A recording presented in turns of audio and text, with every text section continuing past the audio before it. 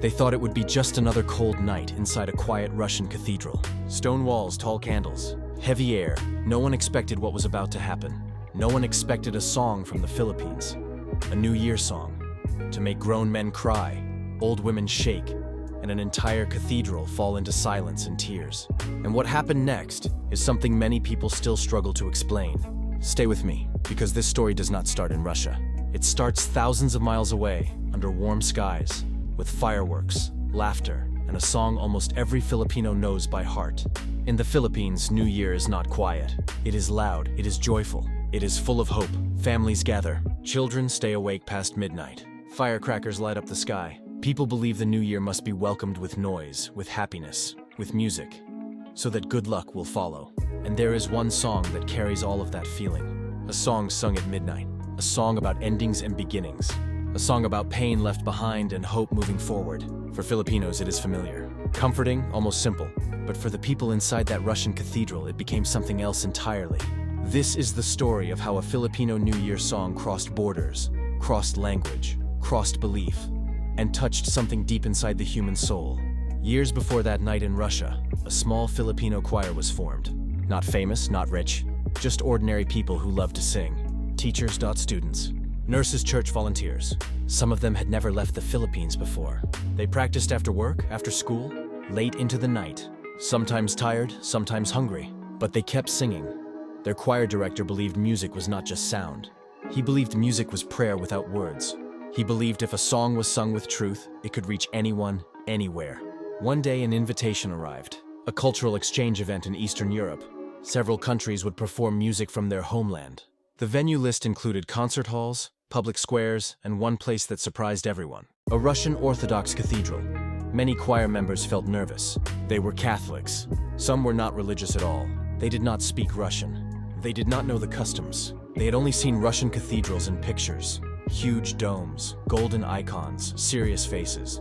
Still, they accepted. They practiced harder. They chose their songs carefully. Folk songs, traditional hymns. And then, almost as a joke at first, someone suggested a New Year song. They practiced harder. They chose their songs carefully, folk songs, traditional hymns. And then, almost as a joke at first, someone suggested a New Year song. A Filipino New Year song. At first, everyone laughed. Why would a New Year song be sung in a cathedral? In Russia, to people who did not understand the language, but the director did not laugh. He listened. He asked them to sing it slowly, softly, not like a celebration, but like a memory.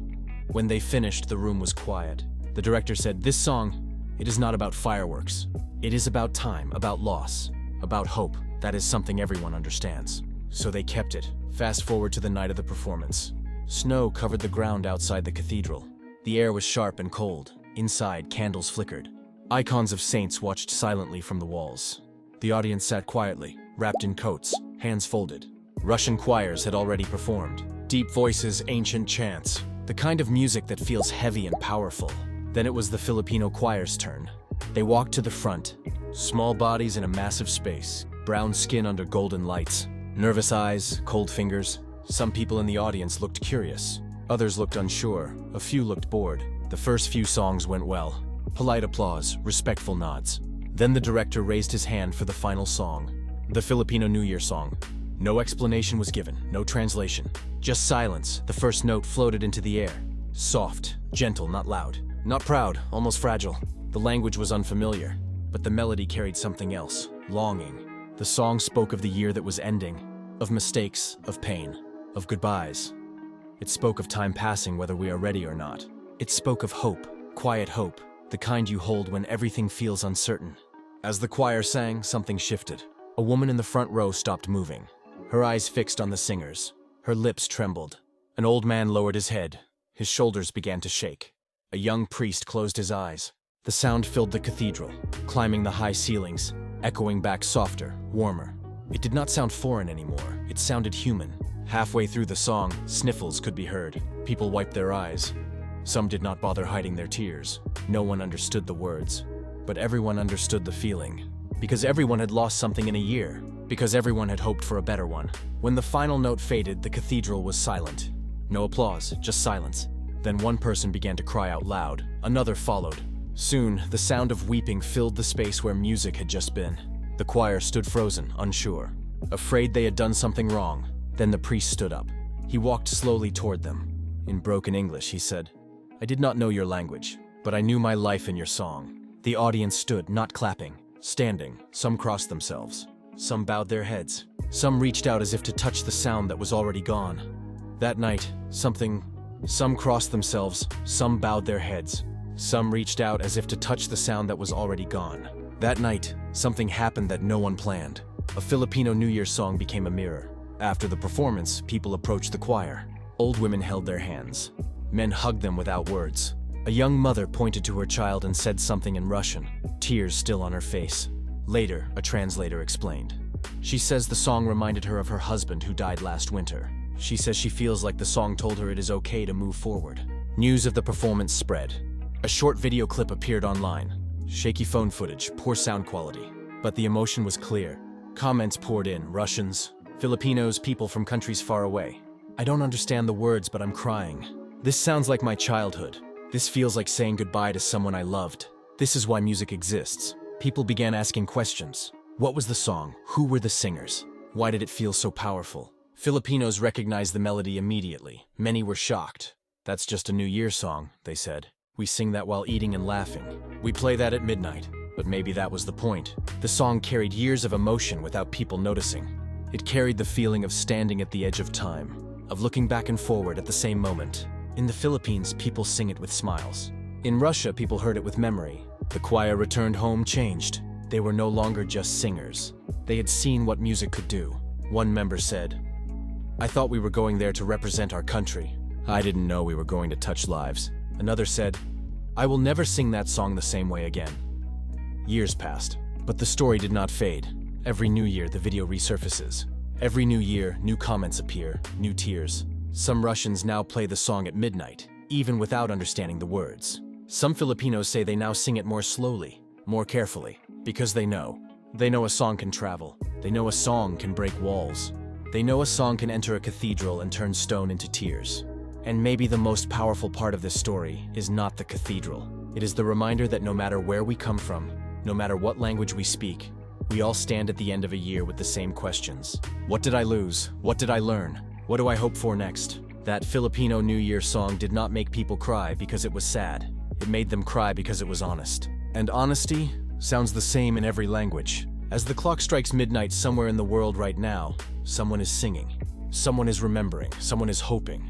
And maybe, without knowing it, they are connected by a simple melody that once made an entire Russian cathedral break down in tears. And the story does not end there. Because after that night, something unexpected began to happen. People started asking deeper questions. Why did this song feel sacred in a place where it did not belong? Why did people cry without understanding a single word? Why did a New Year's song feel like a prayer? Music scholars later spoke about it. They said the melody followed a pattern close to ancient chants. Slow rises, gentle falls. Long pauses that let the heart breathe.